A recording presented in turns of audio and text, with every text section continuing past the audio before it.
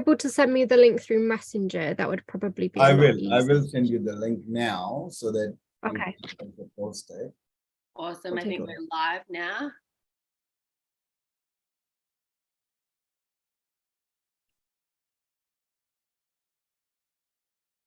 You're able to send me the links.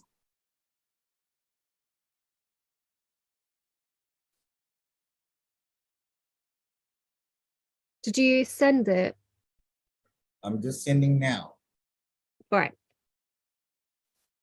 There you go. I have sent the link on your messenger. Did you got it? Yeah, I have. Excellent. So now you can share. We are on live now. So we are about to start. Are you ready, Becki? Give me one moment. Just sending it to the No people that problem. asked me to.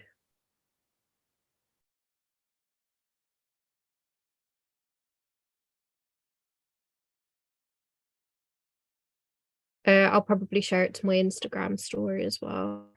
Wow, that sounds good.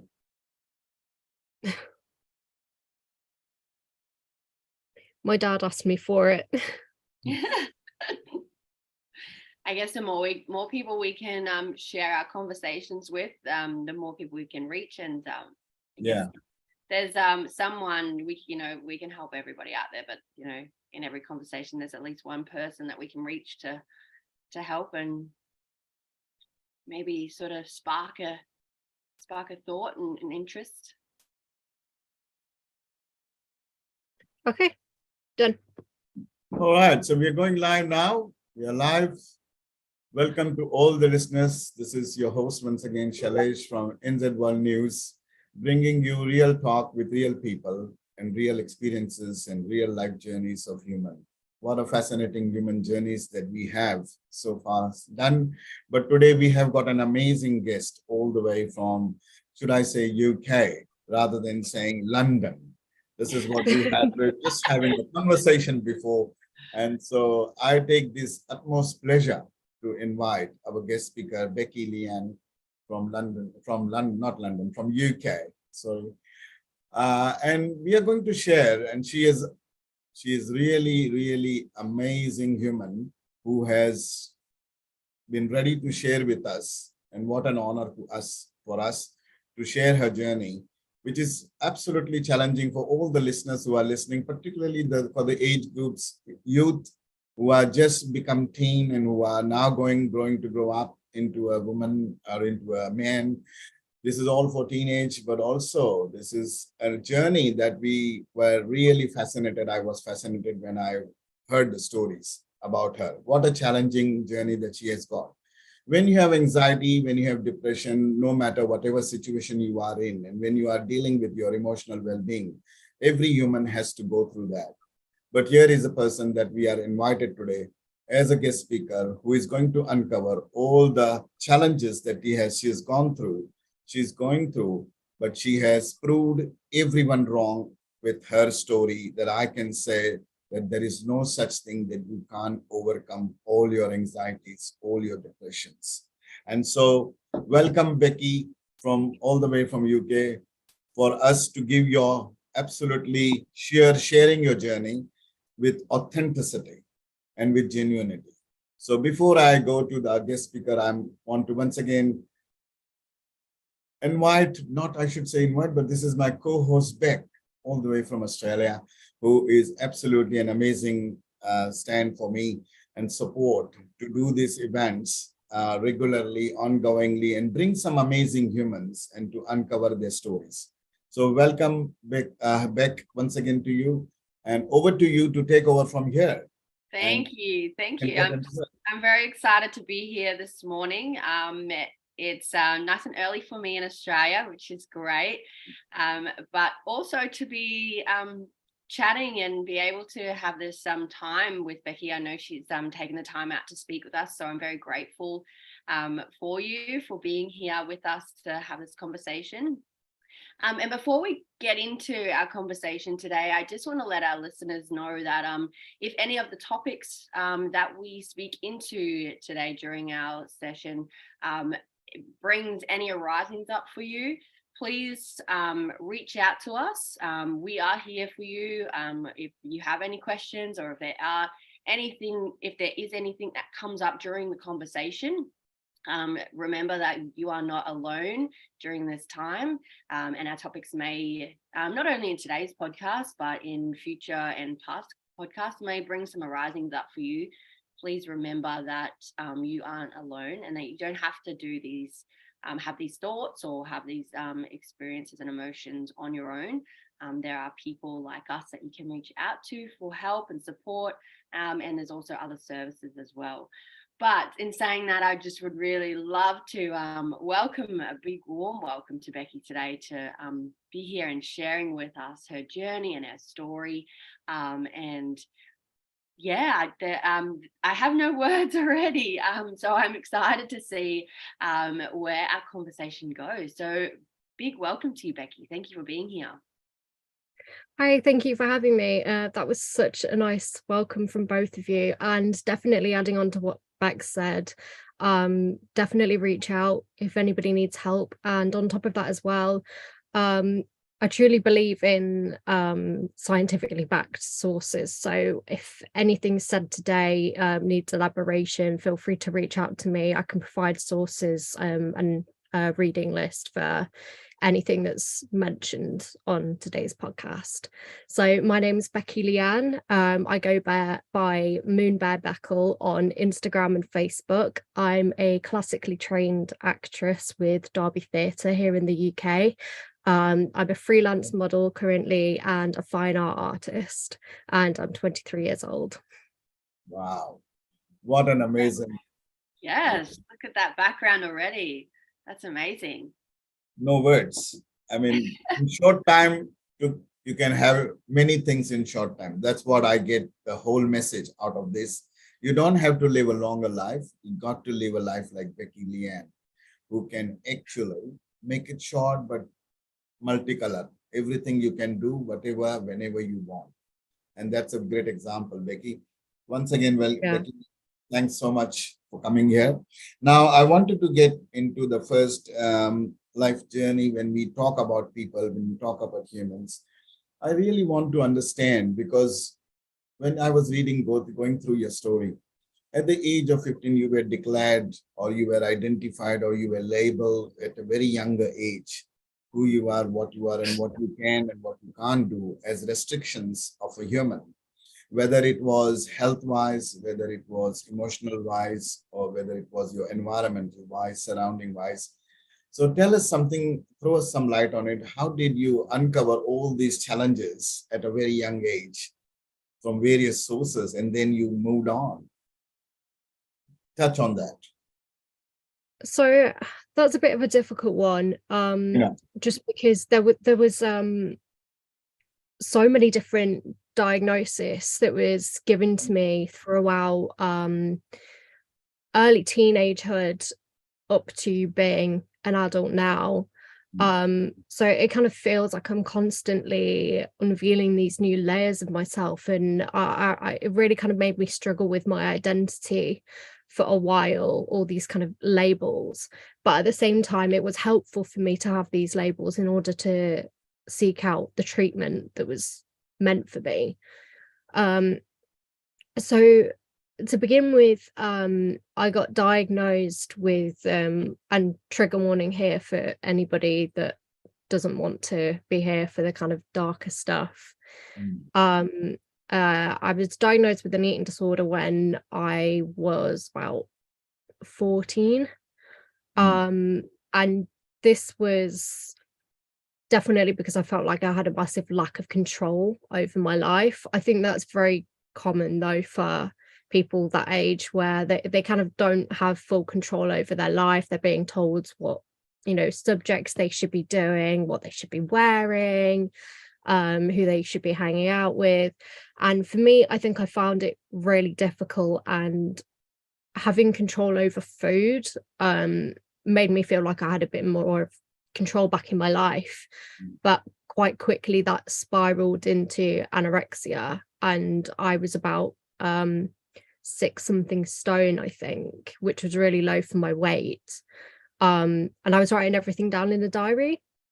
Eventually my mum took the diary and read it, because she had a safeguarding concern, and I'm glad she did, because I think her taking that initiative and reading that saved my life. She took me to the doctors. I was supposed to be an inpatient at a facility, but because both my parents are nurses, they managed to kind of talk to them and persuade them to allow me to just be an outpatient and be looked after by them at home, which I'm also incredibly thankful for. They would do weekly blood tests and other tests like that, which were quite difficult for me at the time because I had a massive fear of needles. But it's one way to help you get over that fear, isn't it? So I'm all right with needles now because of that. And I remember the first time I was having my blood pressure taken, and I was in a room alone with one of the child and adolescent mental health workers, and I said, what would happen to me if I carried on this way? And he said, if you carried on the way you are, you've got about a month left to live.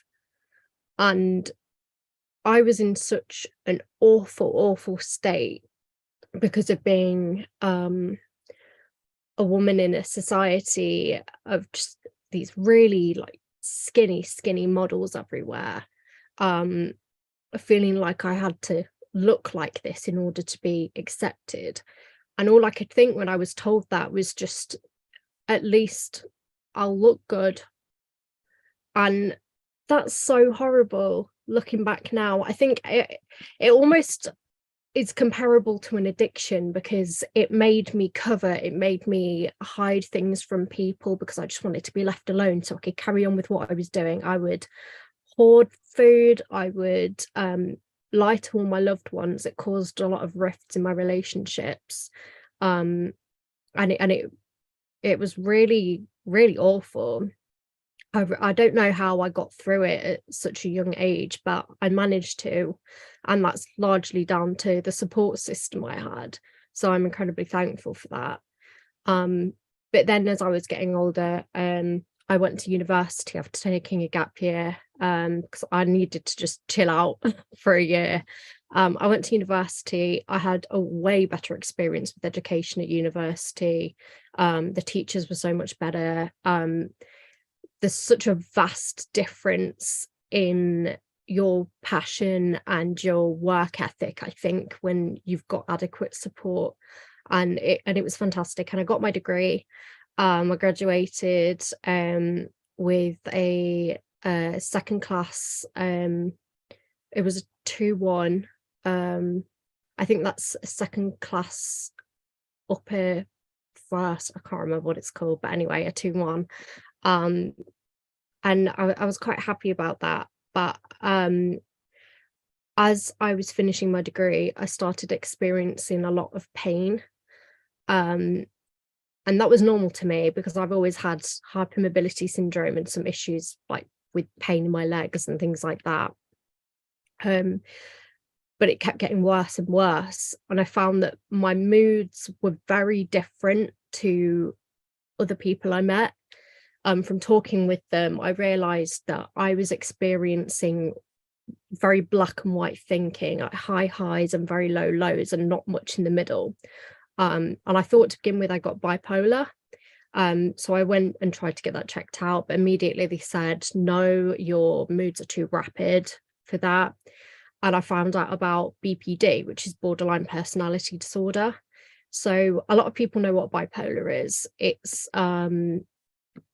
where you'll experience very black and white thinking, but your mood swings are usually spread out for weeks or months. So you might feel really manic and happy for months, which might seem like a very nice thing on paper, but it makes people impulsive, reckless. People spend a lot of money.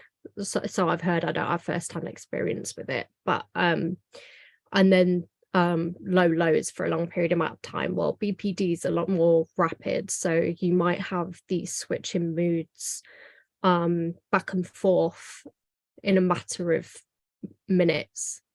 really. And about, I think it's about 1.2% of the population in the US, I think, has this. And I've got sources for this if anybody wants to reach out. And it's got one of the highest mortality rates of suicide. It's more common in women, but men can have it as well. And other symptoms are worries about abandonment, the mood swings that were aforementioned, a lot of suicidal ideation, dissociative symptoms, which are really terrifying, and very destructive behavior. I finally got diagnosed with that, and everything kind of made a lot more sense as well, because during my eating problems, I had such high levels of stress that I started having auditory hallucinations as well. And I found out a lot later down the line that if someone with BPD is incredibly stressed, it can induce psychosis. And then shortly after that, I got diagnosed with fibromyalgia, which is my pain condition. I've been struggling with work since then, because it's been very difficult moving around. And there's not much that can be done about it because it's not curable. It's not exactly degenerative, but it has slowly been getting worse. And for a creative, especially one that majored in doing a lot of movement, in acting, it was heartbreaking. And again, I felt like my identity was shifting. And I had to reevaluate again who I was, what my values were, what I had to continue doing from here. And I had a lot of people kind of asking me, what now, what now? And I didn't know what now. And I think a big issue with mental illness and disability is because there can be such a lack of accessibility everywhere. You almost grieve. I think after a diagnosis like that, and I definitely had a grieving process where I was grieving my mobility almost, and looking back on what I used to be able to do. It was difficult knowing that I'd have to ask for help for certain things because it can feel a bit dehumanizing. But I think that's more so important on why we need to talk about it, why we need to talk about specific industries as well, and what can be done, what can be done in communities to help people. And yeah, I think that's why I'm here, because I've tried to be resilient. I'm definitely in no ways better or in a place where I can be like, everything's great. But I'm definitely in a place now where I'm happy to help other people. I know that the world can still be beautiful and happy and helpful and kind. And I think it's worth sticking around for sure. And yeah, that headspace is so horrible. And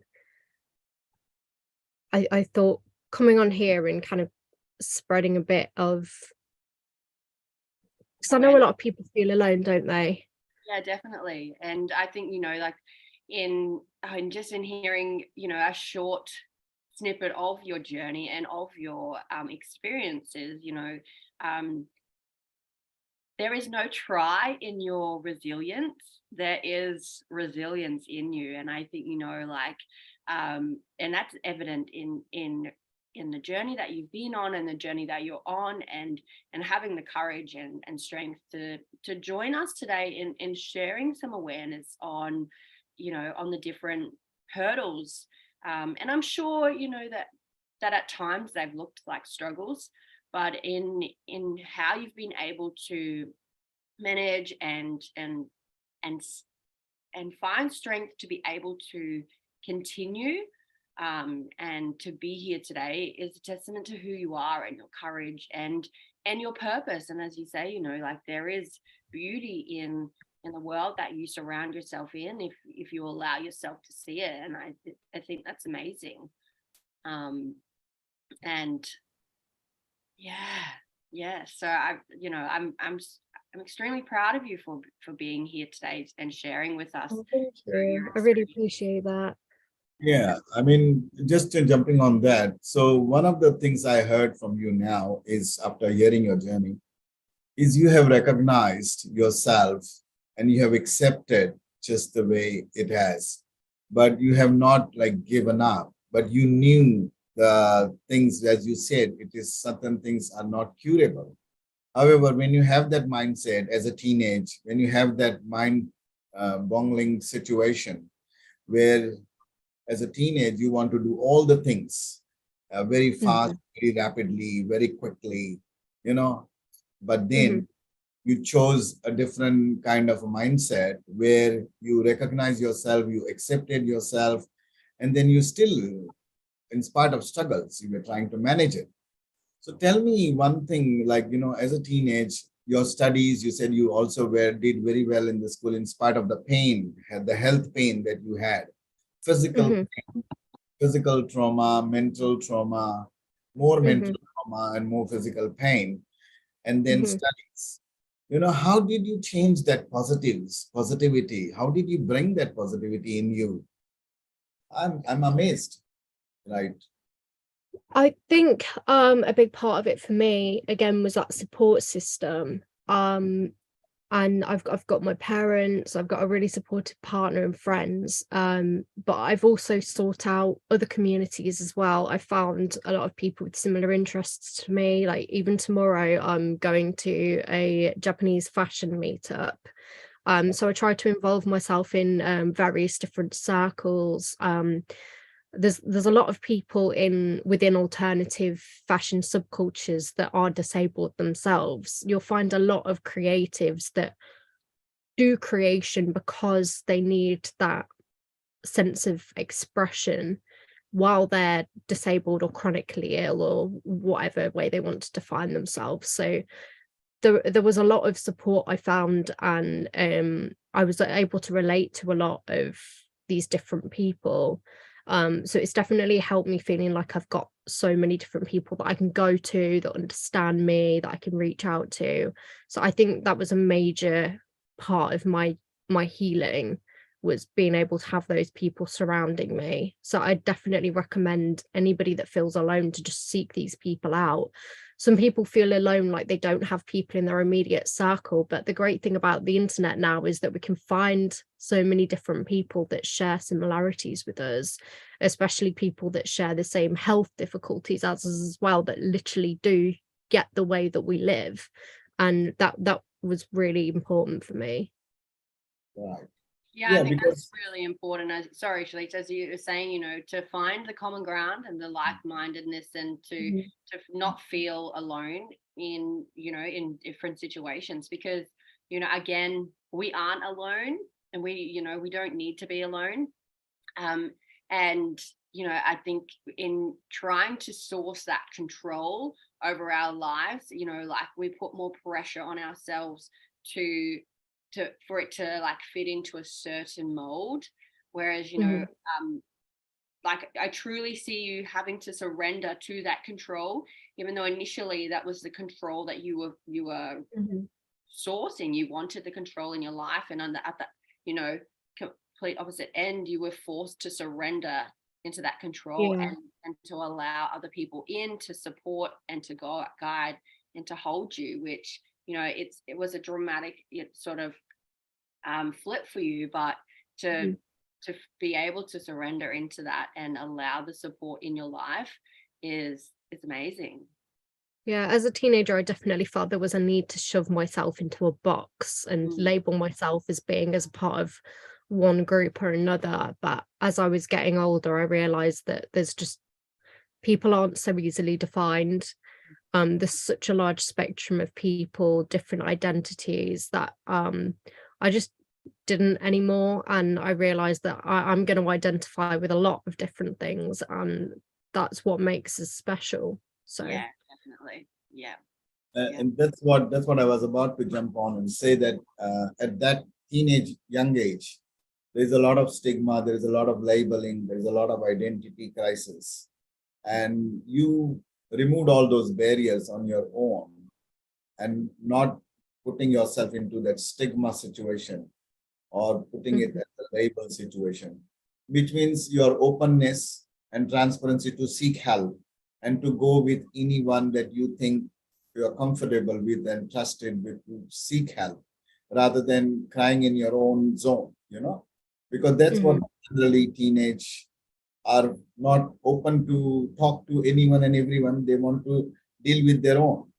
But here you are seeking out everything with the openness. This is what makes more kind of for all the listeners who are listening, and particularly your age, is like, there is nothing stopping you and there is nothing called stigma unnecessarily or labeling yourself, but you should seek out help immediately whenever you think that you need it. Does that sums up a little bit for me, what I understand? Yeah, definitely, yeah. I think part of the issue though is that when you're within something like an eating disorder, because it's a bit like an addiction and you want to hide and just keep them going. I, especially when I was a child and I wasn't really able to make my own decisions, about many things at that age, I needed somebody else to pull me out of it, which is why having that support system was so important. But as well, I think there's definitely a lot of improvement that could be made in both adolescent and adult health services. I think especially when I got diagnosed with a multitude of things, I was expecting that would mean that there would be more health outreach for me, whereas I found doctors then didn't want to touch me with a 10-foot pole, because it actually becomes more difficult to support people when they've got such a multitude of symptoms. But after about, God, I kept trying and trying. I had about 12 therapists that I went through from that age till now. I'm finally 23 now. Nearly 10 whole years took me to finally find a therapist that deals with they deal with supporting the symptoms of the illness as opposed to just the label of the illness itself, because a lot of symptoms from different illnesses overlap. So that way he's able to help me with both my physical problems and my mental problems and everything in between. So that's been going really well so far, but there's definitely something to be said about the difficulty I had when I really wanted help and was open to getting help, that it was still so incredibly difficult on the medical side of things. I don't know if that's the same because I can't speak for New Zealand and Australia, of course, but there's a bit of a breakdown that's happening with the NHS at the moment. It was already struggling, but there's a lot of improvements that can be made for mental health services especially. Yeah, I think that's across the board. I think that's, across the world. Like as we develop and as we the world, gets a better understanding on mental health and just how like it is, there's so many different paths that, the brain can go down, that it does overlap and it can be confusing. And we just haven't had the time, the medical industry just hasn't had the time to be able to really truly understand the ins and outs. So I do think there's a lot of positive sort of implementation happening moving forward. But as you said, like there's still a lot of work to be done, and there's still a lot of areas that need to be focused on and support and funding put into, because mental health isn't just, it doesn't just stop at the labels. We need to have more understanding. Definitely funding, of course. 'Cause I remember trying to get help for BPD, and there's a specific type of therapy that's applied for BPD called DBT, as opposed to cognitive behavioral therapy. It's dialectal behavioral therapy, I think it is. And there was only 2 places in my county that offered that, and one of them was cut due to funding. So the other one was then having to work on a triage system, which meant that they told me verbally that they were only able to offer me help if I was actively attempting to take my life. which is a really horrible thing to tell a child, because it sounds like you're saying those are the requirements in order to get help. Yeah. And there's an increasing amount of stories I've heard of people attempting to take their lives, not because they actually wanted to, but because they wanted to access that help. And I'm a firm believer in prevention, not cure. Mm-hmm. And I think a lot of issues that cost the NHS and other medical institutions a lot more money down the line, when they become more complex, Oh, could definitely be prevented. yeah, could be lessened if there was intervention a lot earlier. Mm. Yes. Yeah. And I think, going back to the teenage years, and for our teenage listeners and parents with teenagers, that we the support doesn't need to, as a teenager, it's hard for you to feel safe in speaking to different people. And I think, also with when you're trying to find a therapist, we're not going to gel with everybody. We're all so individual, and we all have, our brains work on an individual level that, our parents may not be the correct support at the time. Hmm. But Oh that yeah, doesn't mean that there isn't somebody available and somebody ready to be there to support you. So I think definitely, yeah. having that knowledge of, of the different services available and where you can go, and having connections with, it may not be your parents, but it may be your aunties and uncles, or, friends, teachers at school that may be able to direct you and guide you into the correct help. um, Yeah. yeah. And when you get a therapist that isn't quite right, I guess you'll prove that, it's find another one.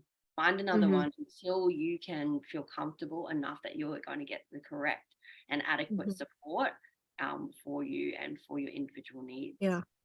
Support systems definitely can look like so many different things for different people. And even therapy is yeah, like you said, not one size fits all. Some people just will never get on with therapy, they just prefer medication. um I used to think that only medication would be good for me because of my difficulty finding a therapist, and I Yeah. think there's a lot of stigma as well taking medication. But I think it's just like any other aid, like getting a cast to help your bones, or using a walking aid to help you walk. It's still a health aid. um Yes. I think there's a lot of stigma around that, and people having issues thinking that they shouldn't be taking medication, but there's no issue with it. There shouldn't be. There's And I nothing think wrong. that's correct, like, and you put it you phrase it perfectly, is an aid, like we lean to a cast to assist our broken bones. Medication Hmm. does not need to be a permanent thing, Hmm. it's an aid. It assists us in that point in time, in that moment.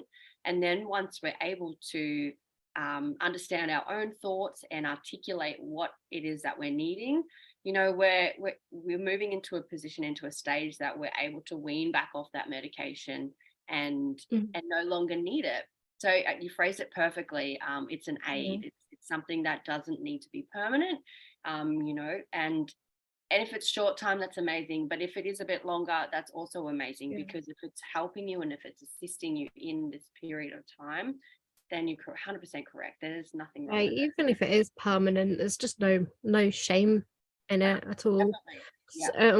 Unfortunately, sometimes that happens, but yeah, Yeah. I totally agree. Some people like to do a kind of 50-50 approach, taking medication but also using therapy as well, and some people have one or the other. There's definitely no right or wrong way to do it. So long as it helps, it helps. Yeah. Yeah. And I think remembering that we are all different, we are all individuals, we've all, we've got different upbringings, we've got, we the three of us are in different Yeah. parts of the world, so we Absolutely. have completely different understandings about how the world works and how we work as individuals, and how humans work. So I think, in one size isn't going to fit all, and the three of us are, I guess, evident that how true that is. One thing And that is a bit unfair though is that I think that both of your weather's a lot nicer than mine is. I have the aircon on at the moment, and I'm in a singlet because it is it's 8:30 a.m. and it is already 29 degrees. Oh, it's so cold here. I've been having to wear jackets indoors and have the radiators on. Yeah, yes, I don't understand that lifestyle because like I've never experienced it on a regular. So yeah. Yeah, so moving on to that same conversation that we are having, and I was about to ask, but you answered quite a few things about that. I was talking about medications, therapies. You have been through many medications, you've been through many therapies, and you have been through this eating disorder, stigma, or eating disorder at a teenage and at this level. So when you look at now, at the moment that you are, and you reflect those days, you have moved on considerably to lots of minimizing all those medications or therapies and the support that you wanted, but you seek the support at the right time and the right way without any stigma and openness.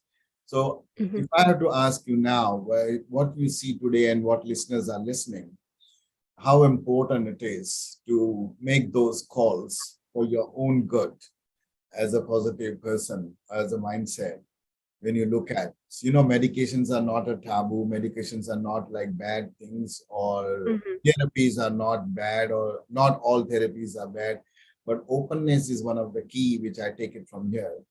How do you see yourself today, and what's your message going to be for all the listeners who are listening? That's a big one. I have a massive issue with self-esteem, but Yeah. one thing that helped me feel like I deserved help was thinking about being there for the people that were there for me, and being around for them. And if there are listeners out there that feel like they don't deserve help, either because they tell themselves that or other people tell them that, it's not true. Everybody deserves help if they need it, just like broken bones, just like not being able to walk. Just because it's invisible doesn't mean that you don't deserve help. It doesn't mean that it's not just as important as anything else, because what's every day to the spider is chaos to the fly. Even the smallest thing that might not hurt somebody else could be the end of the world for another person.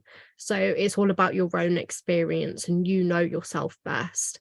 Another thing that I've told friends before that has helped them is we treat our friends and family a lot nicer than we treat ourselves sometimes. So sometimes I think, imagine your situation as being your friends or family situation, what advice you would give to them. A lot of times you're going to speak a lot nicer to them than you are to yourself. So I tell my friends, what would you say if it was me in your situation? And a lot of the times they'll be like, I want you to get help.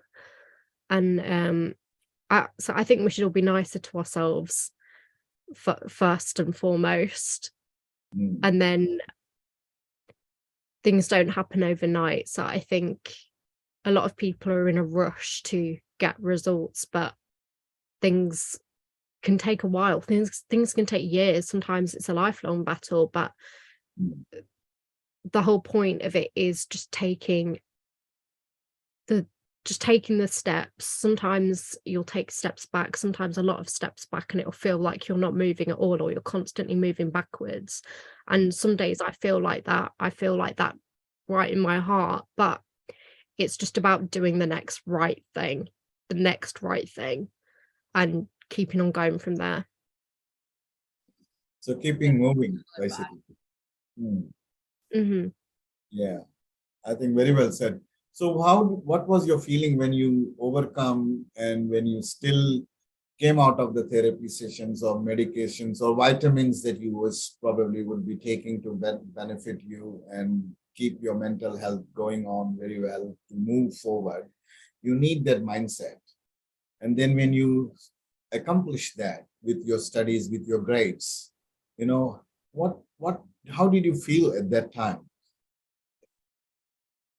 Did you Actually, right? I found it very difficult to be proud of myself. Yeah. because I think a lot of people in the arts feel this way, that real perfectionists. Yeah. And I was never proud of myself, and I never let myself be happy. I would seek the approval of others in order to allow myself to be proud, if that makes sense. Which is something I'm trying to unpack at the moment. But for instance, when I got my 2-1 grade, I was really disappointed to begin with. But then I had to remember that it might have been better, but it could have been worse as well. And I did my absolute best, which is all I literally could have done. It was impossible to do any more than my best, and I did do my best, so I should feel happy about that. I think there's just a lot of times where we're unnecessarily hard on ourselves.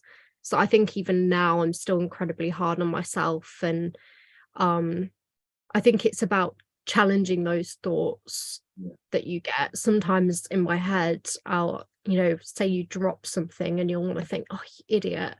But you stop yourself and go, no, you're not. It's fine. Because I think a lot of my issues personally with depression and anxiety comes from some of the high standards I have for myself and what I expect from myself. So those are some of the steps that I've been taking since. So I think a lot of people expect me to be really proud of myself, but people don't realize that it's still that continuous journey, day in and day out, of keeping on that practice of trying to be kind.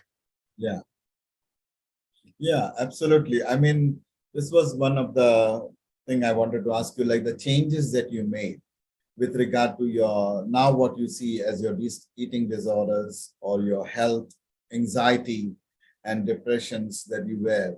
As you said, expectations create all those anxiety and depression, also a part of it.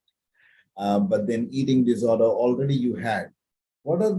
Now when you see the changes that you made for yourself, do you think that changes have helped, or do you think the changes were with expectations or without expectations that you did all those changes? How did you make those changes? I think a lot of the changes I made were based on medical advice. Okay. But I've also taken support from other people. I tried doing things like self-help books. Those didn't really help me though. So I didn't really like those, but those do help a lot of people. There are workbooks. I did try to seek help over Google when I first got my BPD diagnosis. But because it's so stigmatized, a lot of the sources that came up for help were actually help for people that knew somebody with BPD. And a lot of the answers were things like, do people with BPD, are they monsters? Are they capable of feeling emotions and things like that? So that was really difficult to see. So I think destigmatization will really help the amount of sources and access we've got for other people as well. But linking back to your question, some of the changes I had to implement when I first got diagnosed with anorexia were one of the most difficult things I've ever gone through. I had to have a really intense meal plan that was like, I think it was 300 milliliters of full fat milk I think it was like 3 times a day. And then like some chocolate or a brownie or something like that, like twice a day, and 3 full big meals. And especially for somebody whose stomach had really shrunk, it was nauseating, it was painful physically, it was emotionally difficult. I would never want to go through that again. So there's definitely been things that I've had to implement that were horrible but were completely necessary. And I think that's difficult for people as well, because sometimes the changes you have to implement are nasty. Sometimes they're not nice. Sometimes they really challenge you. But sometimes they're easy. Sometimes they feel really good. Like being kinder to myself, that's been quite a lot easier than I thought it would be. But I'd never want to do that eating plan again. I think, from the harder implementations that you had to make, have you experienced that those times are the things that you don't lapse back onto? As you're saying, you never want to do the food plan again. So those situations, have you closed the door on a lot of them, or are they still sort of sitting, close in the background? Do you mean possibly the trauma of going through them, or the possibility of doing them again? The possibility of going back and having to experience that lesson again. If anything, I think that's one of the things that's helping me not relapse, the fact that I feel like I'd have to do that again. Just God, the full fat milk in itself just tastes gross anyway. Like, who drinks full fat milk, right? But yeah, there was a lot of really tough memories with that as well. Again, with the whole addiction thing, I would do things like pour it down the sink, like flush things away, down the toilet, lie a lot about it so that I didn't have to eat it. But it reached a point where I was so starved that my body, and I didn't realize bodies do this, bodies are so weird. Yeah. My body started eating itself, which is really gross. And I think that was kind of the lowest point I hit, before my parents were like, that's it, we're going to be really harsh now. We're going to get this turned around because you're not capable of doing it like on your own now. And that's completely fair. Like, I think I was angry at the time, definitely, because I was a kid and I didn't have control anymore, but it was necessary in order for them to help me live. But yeah, I'd never want to go back and do something like that again. I definitely prefer the softer approaches, but I think everybody does. Yeah. And have these moments and these experiences been able to deepen the relationships, say, with your parents, and with friends that have been there during these periods of your life? Well, it put a massive strain on my relationship with my parents, because they were the enemy when they were trying to help me with these things, because a child's brain isn't fully developed. I don't think we're even fully developed until we're 25. So I wasn't able to completely appreciate what they were doing for me. But now my relationship with them is really good. They're a great support to me now. I think it was just a bit of tough love that was needed. I'm glad they did it. Yeah, so that was one of the worst parts, having a really strenuous relationship with people that I cared about. But I've got a really good relationship with them, with my friends, with other people that I know now. So that's really good. Yeah. And how do you keep still those relationships going in terms of your life journey currently? You still keep in contact with the same kind of energy, same kind of mindset that you have come out of it, or you think that I need less involvement or less interference and I can manage on my own? How do you feel there now? I'm never going to be battling any of this on my own. I never want to do that.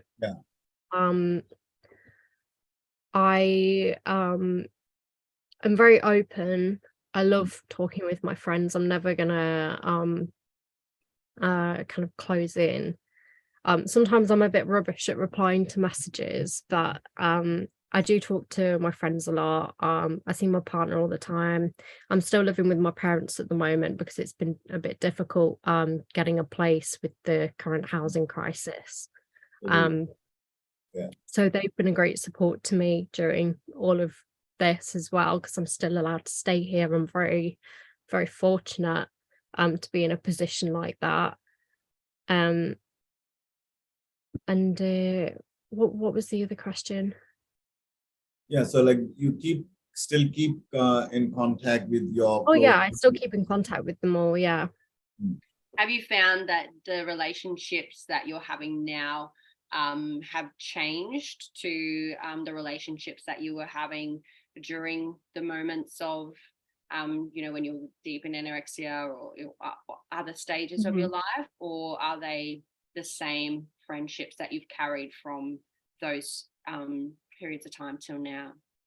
There's a bit of both. There's a lot of friends that I had back then that I'm not in contact with now, either because we've lost contact because we've all grown up. We either don't go to school together anymore, or you know, they've got different jobs, they're busy. Or some people that weren't actually that supportive. And I've kind of lost contact with them organically or kind of cut them off. Because I think when you become an adult, people don't warn you about how lonely being an adult is. That's one thing that I wish had been warned about. You barely see your friends anymore, because your schedules are just all over the place. Like you can't see them anymore. So I think despite my difficulties, that's actually been the barrier being an adult. People being busy and having adult jobs and adult responsibilities, that's why I don't really see them that much. But I think of the real strong friendship and relationship I've got with my partner has allowed me to realize how I should be treated, and therefore helped me cut off some dead weight that I used to have. So it's a lot better now. It's I keep a kind of smaller community of really close friends, and then have quite a few acquaintance slash friends from different communities as well. Oh, that's nice. Yeah, that's beautiful. So is it fair to say, Becki, that what you realized and acknowledged at a very at a struggling stage of your journey, and the friends and the family and the close ones that you had at that point, and now what you have the same kind of, how would you, if I had to say, it will be fair to say that you have like understood the journey when you were struggling quite fast so that you can seek help faster. And now also you have understood the journey as an adult quite fast, that you know how you are thrown into the deep end, that being an adult and being a teenage is so two different things. However, you have understood that. Is it fair to say that? Yeah, for sure. Definitely. Being an adult is the real curse. Real curse. Okay. It is. But like, there's no guidebook or anything. Like, I wasn't given one. Why not? When I turned 21, nobody told me anything. Maybe I don't think any of us are told anything. No, exactly. No, I didn't realize how many adults still don't feel like adults either. So My parents told me as well that they still don't feel like adults. I feel like a teenager masquerading as an adult. It's very strange. Yes. That kind of change between other adults starting to be friends with you. I remember when me and my friends, like one of my best friends is a teacher now, and she made her first friend that was like a professional adult, and we were just like, this is weird. This is kind of weird. Why do they want to be friends with us? You know, it was like another world, entering into another world with these like professional people. Yeah. Definitely. Yeah, absolutely. I think, you know, I have gotten a lot out of this conversation today, and I'm sure our listeners have as well. Shalish, would you like to wrap up? Yeah, absolutely. I can't stop asking more questions, but we are limited with time, and we will probably, with this last end that you said, adult is going to be a huge topic with you to just talk about adulthood. What is adulthood? Oh my God. It's what I don't know about adulthood that I can talk about. I'm just thinking that with this, our human journey is so fascinating, and this is where is a live example of Becki, Leanne, who has given us what an insights, what a journey of all the struggles that a teenage has to go through, or as a human has to go through. And particularly when you are in that teenage mindset, you are a totally different mindset. Just as she said at the end, adulthood is a different experience, but teenage is also a different experience. But teenage, with all the limitations, restrictions of health, eating disorders, therapies, doctors, medicines, that's not a teenage life is. But this is what Becki, Leanne uncovered her insights, with surrounded by doctors and medications and vitamins and eating disorders and all sorts of stigma and depression, anxiety, whatnot you have gone through, and you have been uncovering all those things today with us is absolutely amazing insights for all our listeners. That you can have all these things, but you can still be Becki Leanne by uncovering, and we can cross those struggles by just seeking help from your close ones, family, from the medical professions, and be open. That's what I take out from this message: is be open for everything and anything that the universe throws at you. And I think this is something that I learned and uncovered from you, Becki. So I'm really appreciative of that. And to all the listeners, one thing you take it from here, that Becki, if Becki can do it, you can also do it. If you are struggling, reach out to us. And there is nothing called simple changes that you can make in your own journey, with your own mindset, with your own beliefs, or with your own system around you.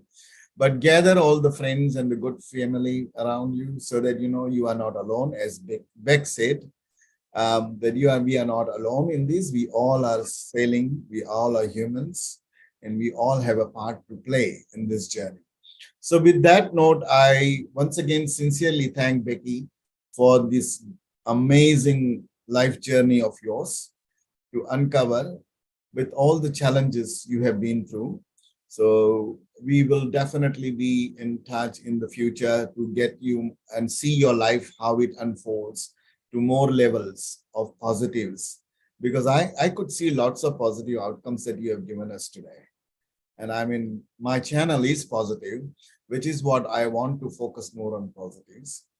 And this is an example. You are an example of what positives mindset can do, and how you can, move on, keep moving rather than getting stuck. And I mean, there are lots of restrictions, stigma, labeling, identity that restricts you, but it is you who make your life, not someone else. And so that's where I take the message from here.